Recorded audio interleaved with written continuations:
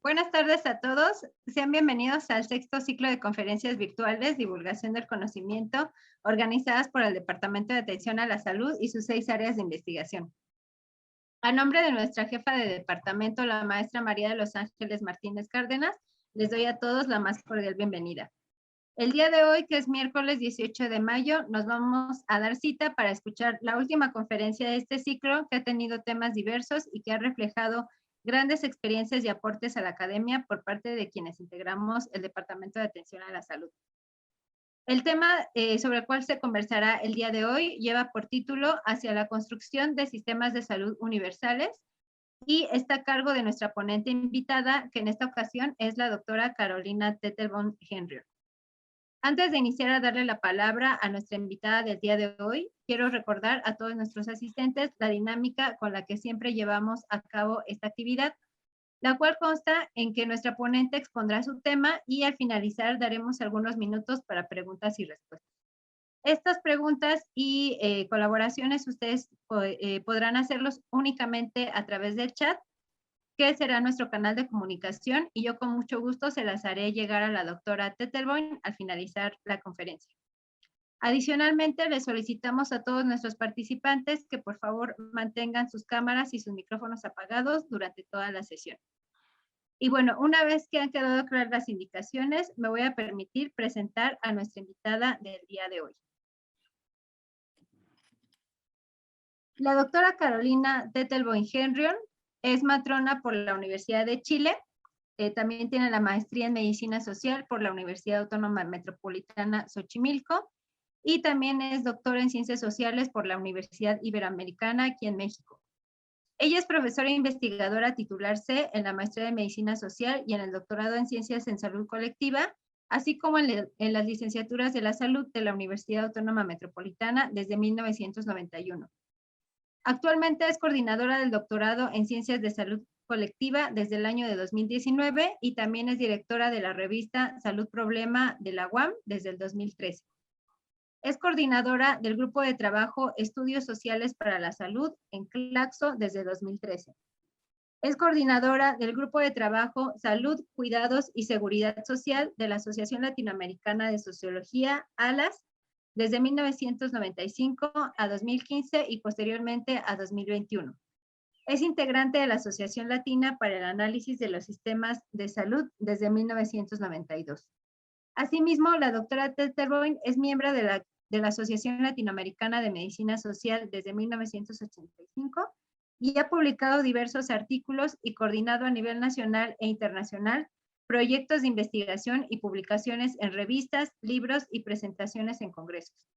Las líneas de investigación principales que ella trabaja se centran en lo que es políticas sociales y de salud, sistemas y servicios de salud, formación en salud y trabajadores de la salud. Y bueno, esto es apenas un breve resumen del amplio currículum que tiene la doctora Tettelborn, pero bueno, ya para no ocupar más tiempo, pues le vamos a dar la bienvenida a la doctora Carolina y bueno, ya puede empezar su conferencia.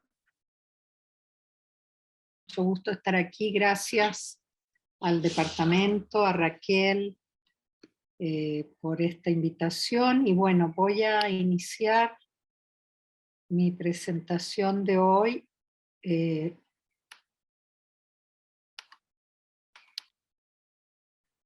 Que tiene por título Hacia la construcción de sistemas universales de salud, el caso de México.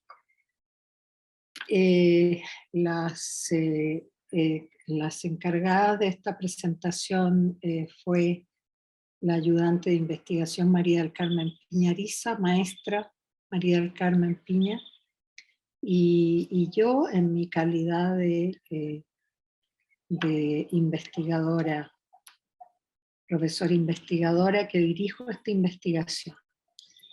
Bueno, los temas que me gustaría abordar en primer lugar, que me voy a ir más o menos rapidito por los dos primeros, es algunas consideraciones teórico-metodológicas que hay que tener cuando uno piensa en la política y en los sistemas de salud. También voy a hablar brevemente de los antecedentes del sistema de salud, básicamente de cómo era hasta el 2018, que sigue siendo en gran parte porque los procesos no son inmediatos. Y finalmente me voy a dedicar un rato más largo a examinar qué ha pasado durante el proyecto de política de salud de la 4T y su implementación. Entonces, bueno, voy a quedarme en esta lámina para abordar los dos primeros temas. Primero, tal vez pensar qué son las políticas. Y las políticas yo las defino como la orientación que queremos darle a algún campo específico de la vida social.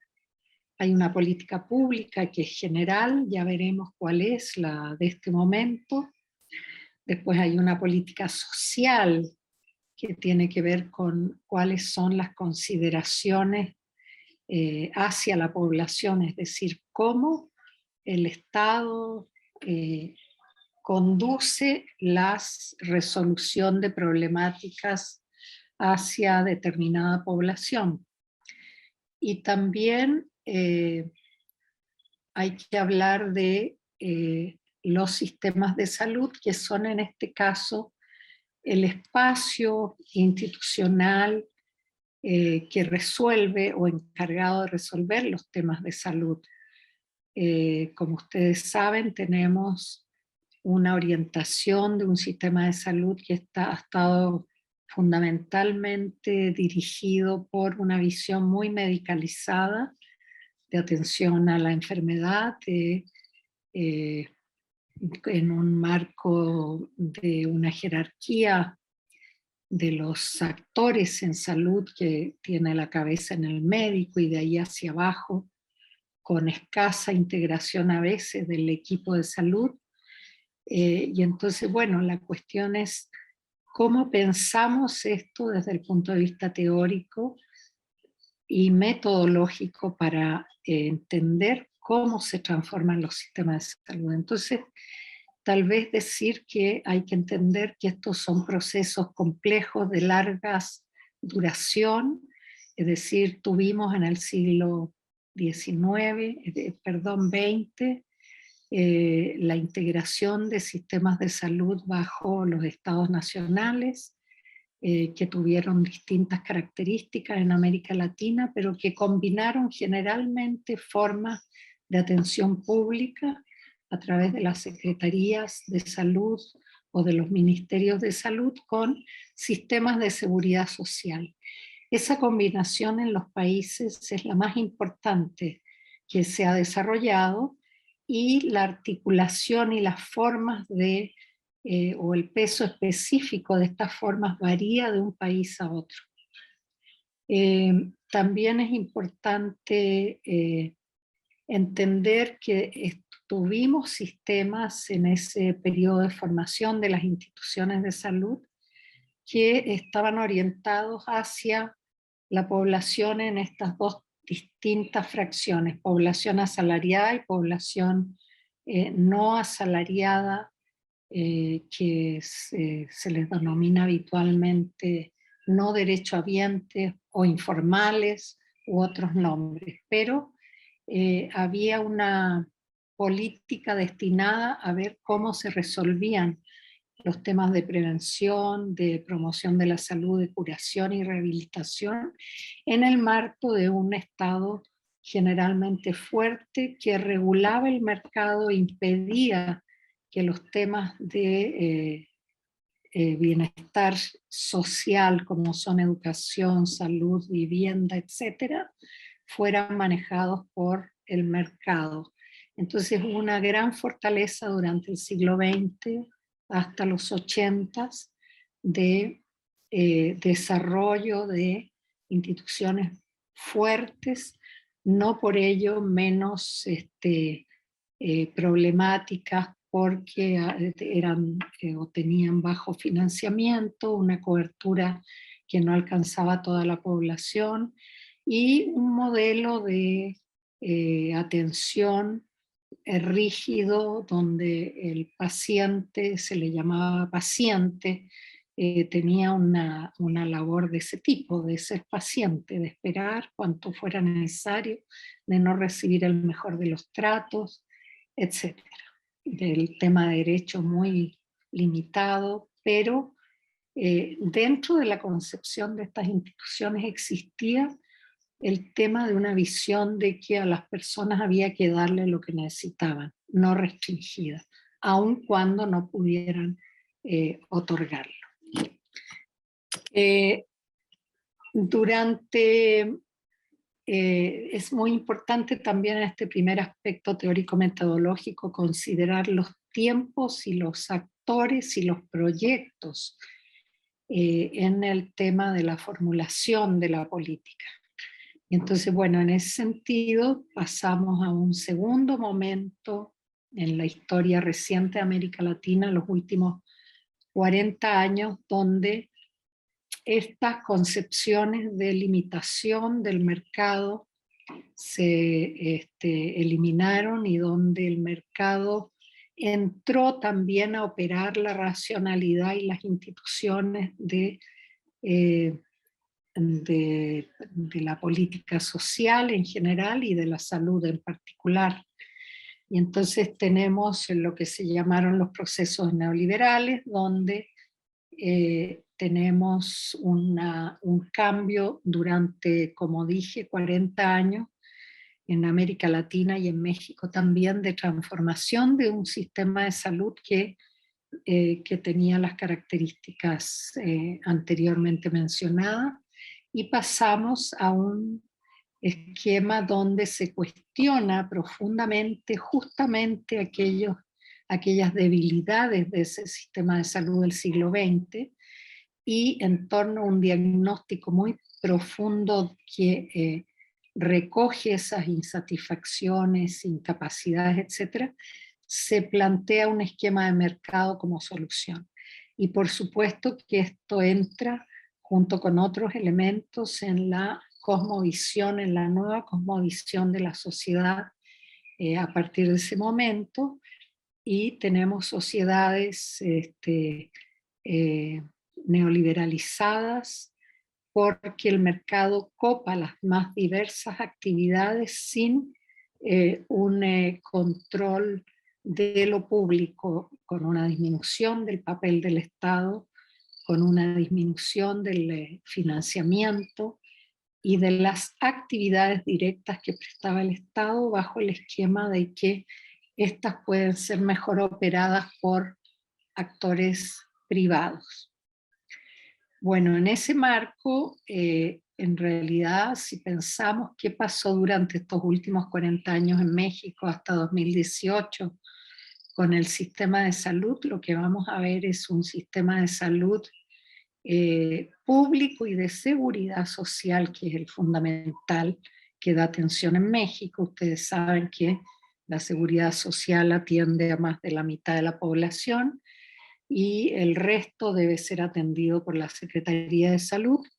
Y si miramos qué pasó con el sistema de salud, en realidad la gran transformación ocurrió dentro de la estructura pública de salud, es decir, en la Secretaría de Salud, donde se construyó un esquema llamado de protección social en salud, con una especie de institución financiera que era el Seguro Popular.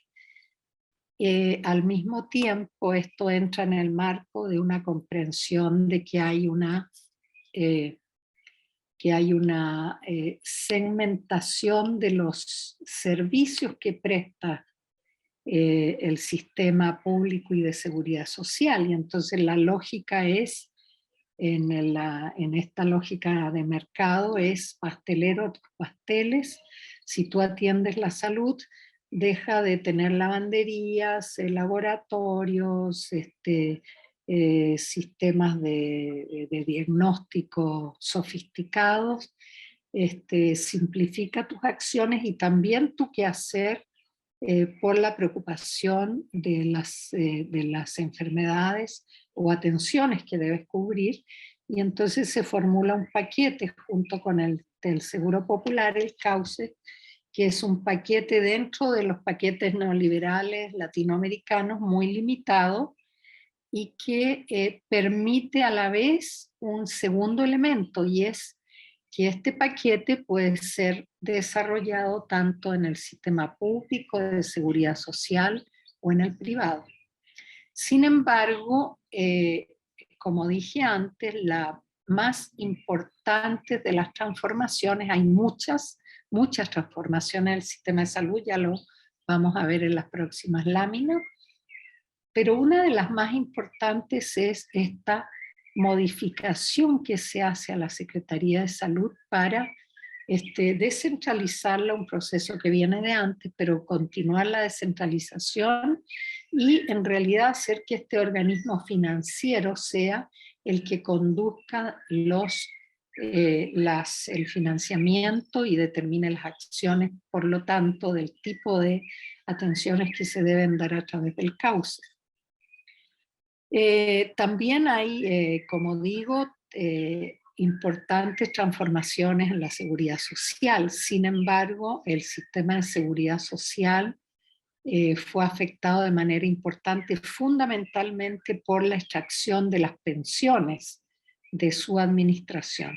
El IMSS es el caso más emblemático, pero también el caso del ISSSTE lo es, y la transformación a un sistema de capitalización individual, cosa que es para un gran debate y otra conferencia, pero que afecta de manera muy significativa los fondos que tiene el IMSS y los trabajadores que están afiliados al IMSS y cuyos fondos estaban administrados por el IMSS. Esto significa un deterioro también de las otras seguros que tiene el IMSS, y hay un deterioro porque había un trasvasije entre los distintos seguros para financiar por momentos ciertas actividades de salud, por ejemplo.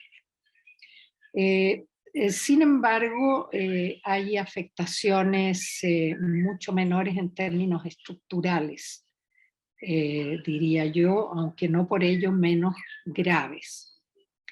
Ahora voy a pasar a la política del proyecto actual, de la 4T, y entonces voy a iniciar explicando que esta política de salud se inserta en una política pública general de este régimen político llamado la Cuarta Transformación.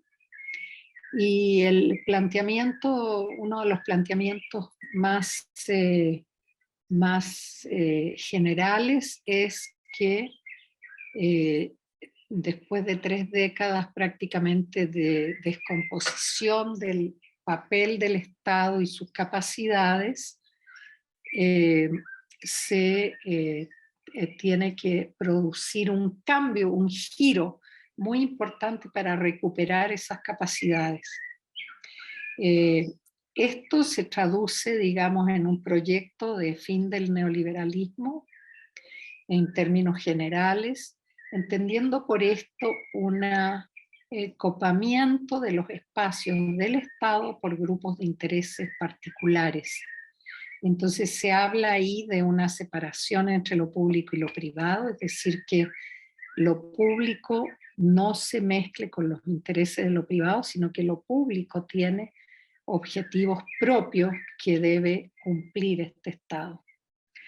La austeridad republicana, esto todos lo conocen, el fin de los privilegios y la corrupción, el fortalecimiento de la relación del Estado y la sociedad, y primero los pobres, una política social de bienestar, que es donde se inserta la salud en esta política considerada de cambio, de bienestar para la población, y de apoyo sin intermediarios, una centralización de servicios públicos después de una extensa descentralización que desgraciadamente no cumplió sus objetivos.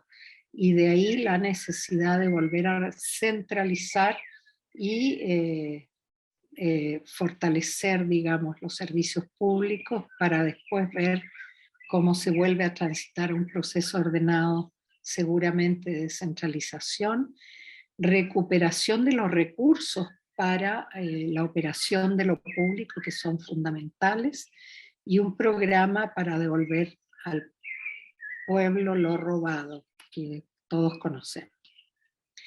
Pero específicamente ahora, si hablamos de la política de salud, bueno, yo diría que estos son los 4 elementos, algunos de los elementos fundamentales. Primero es garantizar el artículo 4 constitucional, que habla y que fue modificado en el 82, 1982, al inicio del proceso que después se convirtió en un proceso neoliberal, donde se habla de la protección a la salud, cuestión que este régimen actual considera no se cumplió y se propone dar cumplimiento. Para dar ese cumplimiento, estos son algunos de los pasos que está planteándose en salud, Rectoría del Estado, es decir, volver a fortalecer a la Secretaría de Salud como órgano rector, no solamente como establecedor de las competencias entre actores, sino que un papel muy fuerte de rector, de decir hacia dónde debe ir el sistema público de salud y cómo resolver el tema de la articulación con los demás sistemas de salud en un sistema de salud muy fragmentado. Por lo tanto, fortalecimiento de lo público, separación de la política con la economía otra vez, y esto lo vamos a ver, que se expresaba de manera muy flagrante en muchos campos, incluido, por ejemplo, el de los medicamentos. Federalización e integración de funciones, porque si ustedes ven lo que había pasado durante estos casi 40 años neoliberales, es que se separaron las funciones de lo público, o sea, tú dedícate a esto, el financiamiento por otro lado, la prestación por otro lado y el Estado por otro lado. Entonces ahora se está hablando de una integración de estas funciones que son propias del Estado público, de lo público. No opera igual lo público que lo privado. A lo mejor en lo privado podemos tener prestadores, financiadores, etcétera, pero en el tema de lo público es muy importante esta integración. Y, digamos, cómo se expresa esta voluntad en atención de cumplir garantizar el cuarto constitucional directamente en la atención médica y medicamentos gratuitos que propone este gobierno como política general, y a través de fortalecer la atención primaria a la salud, integrada, integral, ya no tanto el tema de los hospitales, aunque por supuesto que hay que mantenerla, pero es muy importante entender que se le está dando una prioridad al lugar donde debe resolverse la mayor parte de los problemas que pueden transformarse en enfermedades y en enfermedades crónicas. Bueno, aquí hay algunos ejemplos, por ejemplo, de la separación entre lo público y lo privado. O sea, una de las primeras medidas de este gobierno fue la eliminación de gastos médicos mayores, que debemos recordar que nosotros, incluso como académicos, la universidad, por instrucción federal, nos dio hace 25 años, ya no recuerdo la fecha, gastos médicos mayores para suplir o para estimular la orientación de las personas, como los académicos, hacia sistemas alternativos a los de seguridad social, mientras se pensaba que se modificarían los de seguridad social. Pero esto es claramente un incentivo al mundo de lo privado. Esa medida se echó atrás y, por ejemplo, nosotros todavía los tenemos, pero los organismos públicos no descentralizados dejaron de tener gastos médicos mayores. Bueno, disminuir los salarios, primas de seguro millonarias, etcétera. Se anularon una serie de cosas que significaron ahorros sustantivos y cumplir con esta separación entre lo público y privado. Por otro lado, recuperación de los recursos para operar un sistema con estas pretensiones. Y ahí están los temas de término de las condonaciones de impuestos básicamente.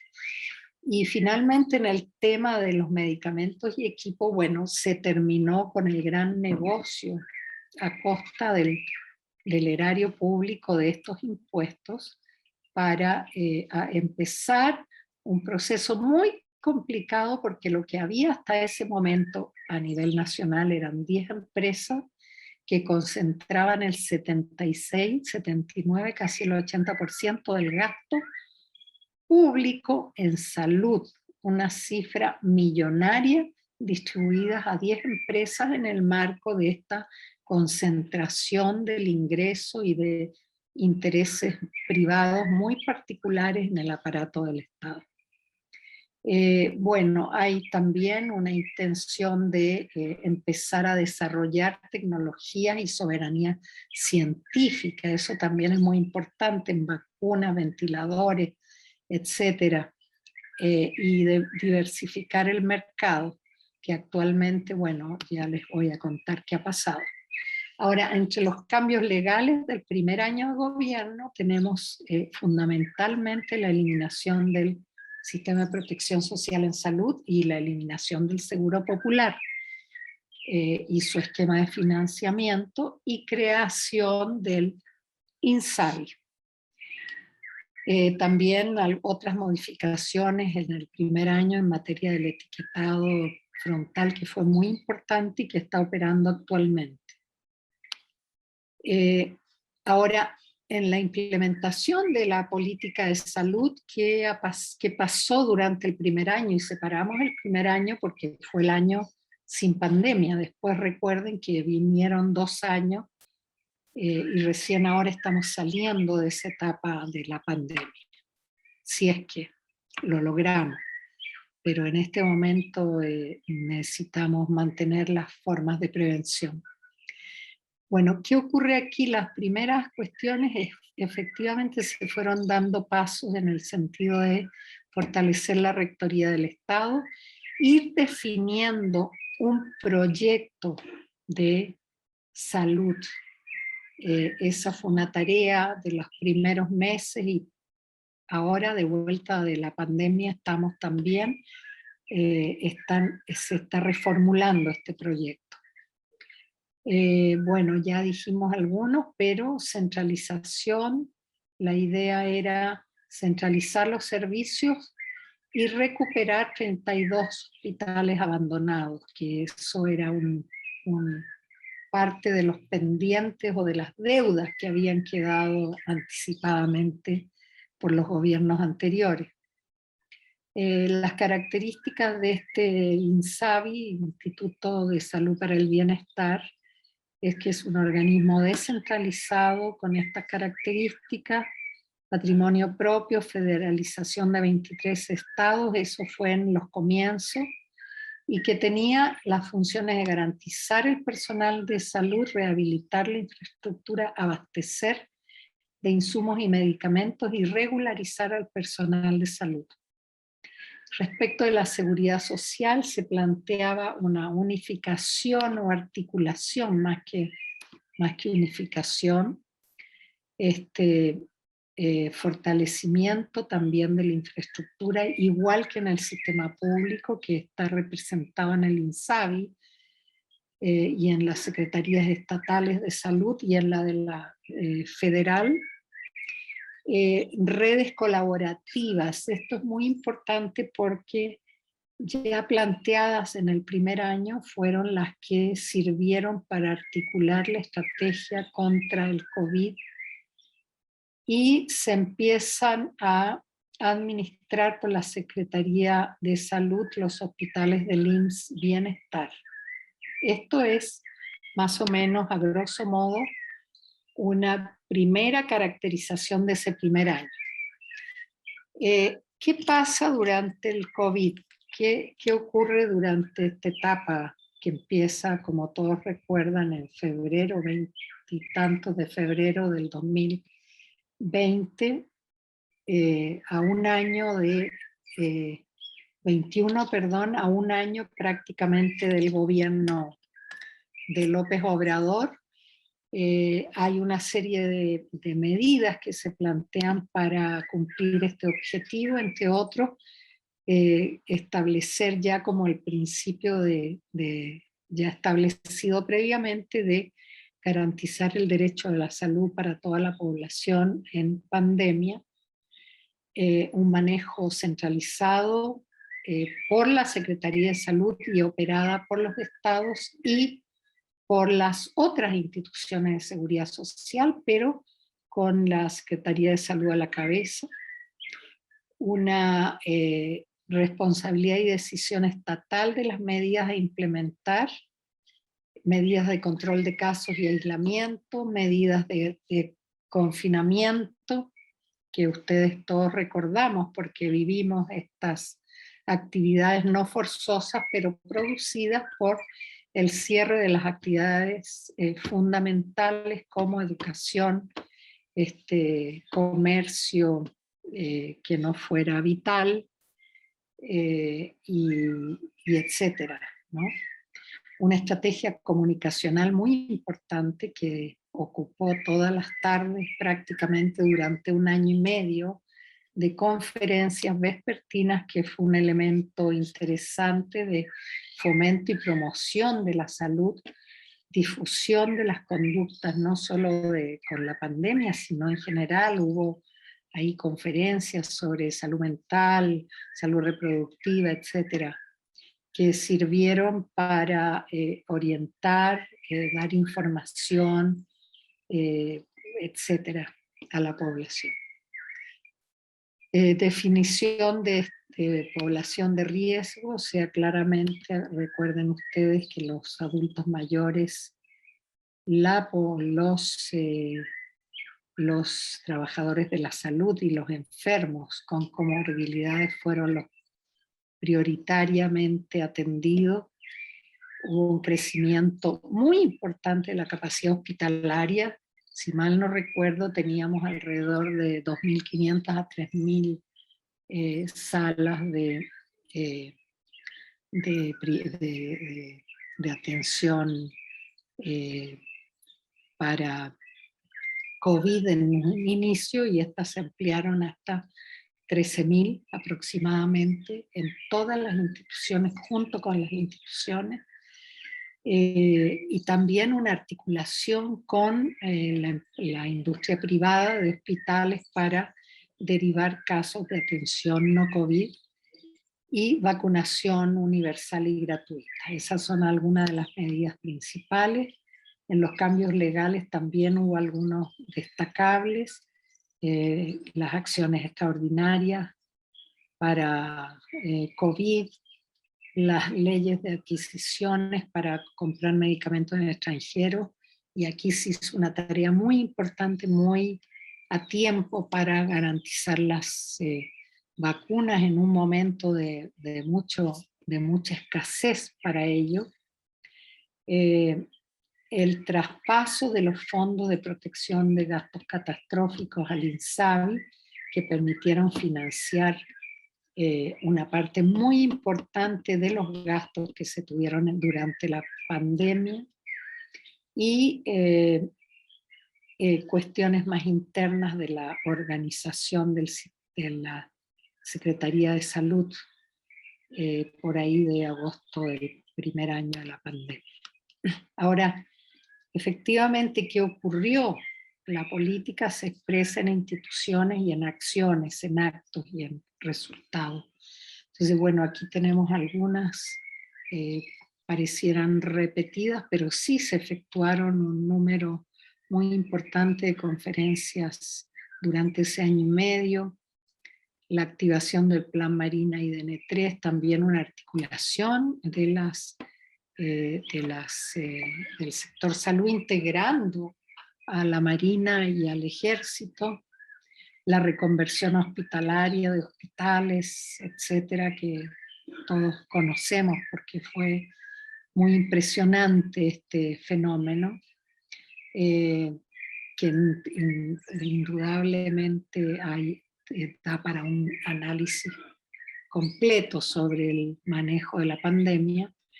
La búsqueda de recursos humanos, entre recursos humanos que estaban muy maltratados en el régimen anterior neoliberal y la falta de plazas, igual que en nuestra universidad, falta de plazas nuevas para el cambio generacional, lo largo de la pandemia, que significó el desgaste muy profundo de los equipos de salud, las incapacidades, etcétera. Bueno, hubo una serie de fenómenos, pero aquí hay algunas de las acciones que permitieron manejar este tema. La compra de equipos y vacunas por la Secretaría de Relaciones Exteriores y el Programa Nacional de Vacunación, que continúa hasta hoy. Ahora, aquí hay otras acciones, por ejemplo, que en medio de la pandemia empezaron ya a desmontarse las compras como estaban previamente con estas 10 empresas y empezaron a establecerse nuevos criterios, un compendio nacional de medicamentos, es decir, se terminó con esta idea de los cuadros básicos o de la lista del cauce, sino que se amplió para universalizar la atención en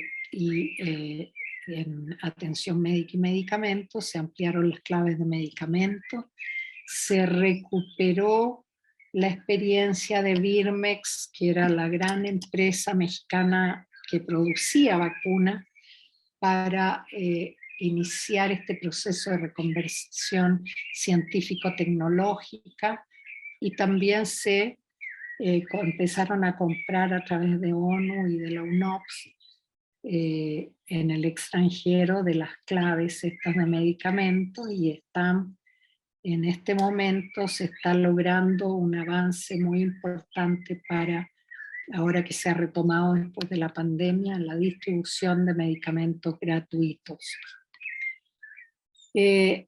Ahora, actualmente estamos a más de 3 meses de la disminución de los indicadores de COVID y estamos en este proceso de replanteamiento de la política de salud. En realidad, lo que se pensó en el principio para iniciar la transformación ha tenido variaciones. Hoy día se está pensando que a través del IMSS Bienestar, que es una institución muy antigua, de los 70s, que es una combinación entre el IMSS y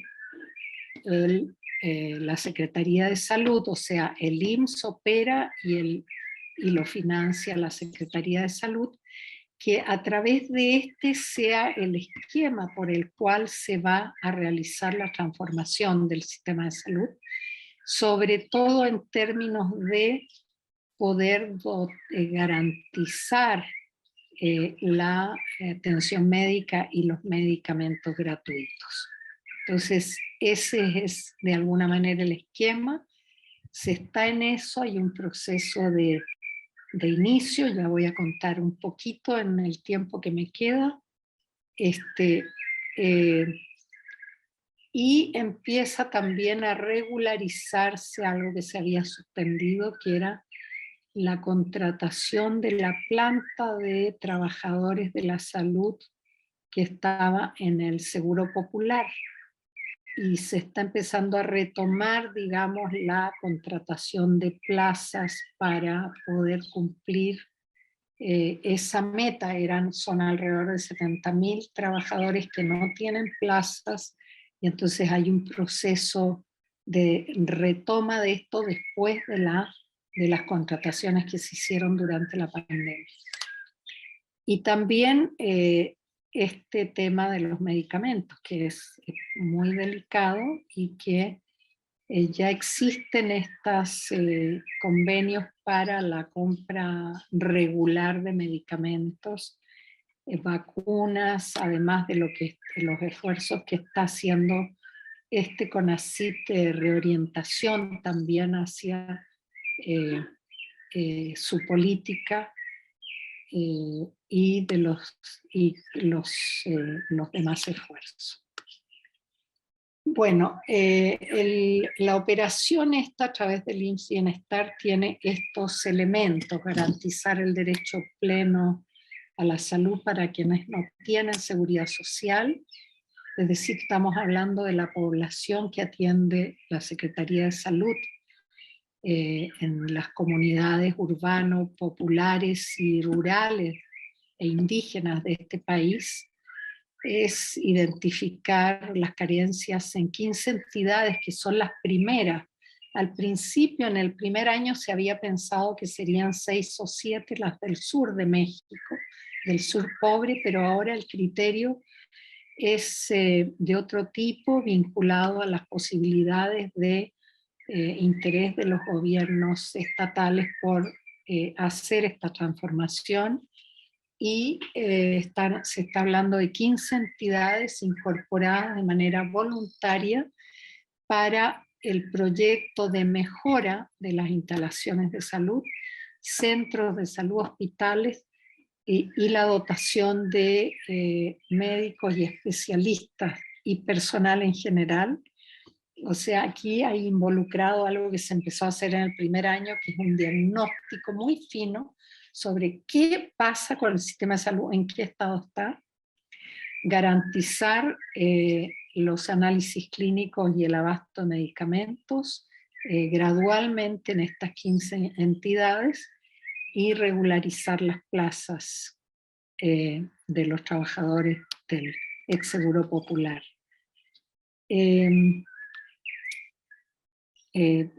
Esto está repetido, pasamos a la siguiente, que es ya el primer caso a modificar o a transformar o incorporado en este proyecto, que es el estado de Nayarit, que tiene un médico además de gobernador, y entonces están empezando ya concretamente centro de salud por centro de salud, hospital por hospital, a revisar estas capacidades instaladas en términos de infraestructura personal, abasto de medicamentos, equipos.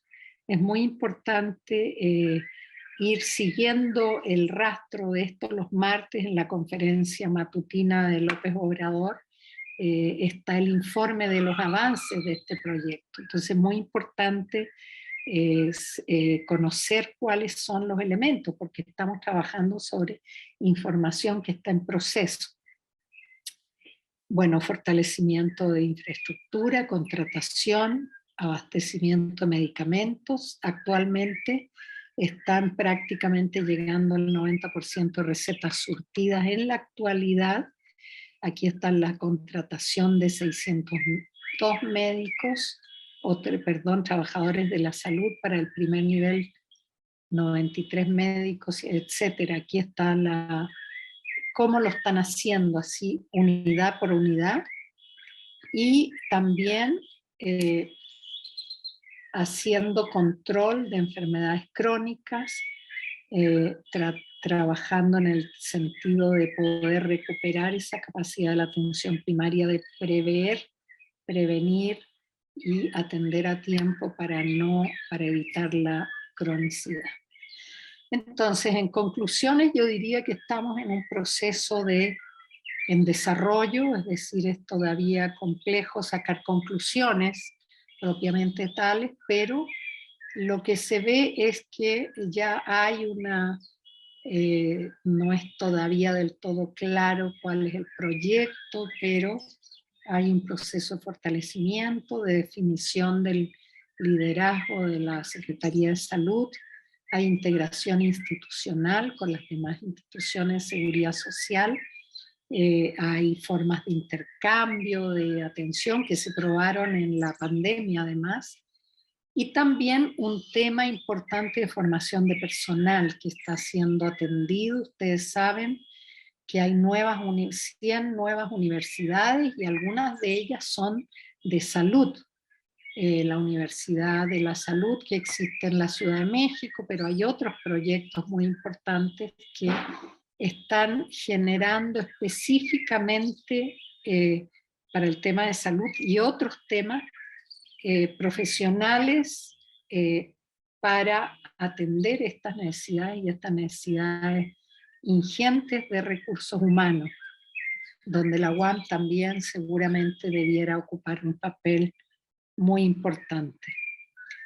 Hay control de recursos humanos, hay una vuelta a la mirada de las necesidades de la población más que a los negocios o el lucro en las decisiones de la salud. Está establecido un sistema de salud público universal y gratuito. Se ha ido terminando gradualmente y no es fácil con esta articulación público-privada. El caso de los medicamentos es fundamental, o de los equipos, porque contaban, por ejemplo, que en Nayarit había un tomógrafo y no era del hospital público, del hospital civil, sino que era rentado. Entonces ya compraron un tomógrafo de muy alta calidad para el Estado. Y bueno, el tema de superar la dependencia de producción, ciencia y tecnología, de tener un modelo propio para México. Eso yo creo que es lo más importante, diría yo, y es un proceso en construcción interrumpido por la pandemia, pero que probablemente habrá que ver qué posibilidades tenemos de continuar su desarrollo. Y bueno, yo llegaría hasta aquí. Muchas gracias.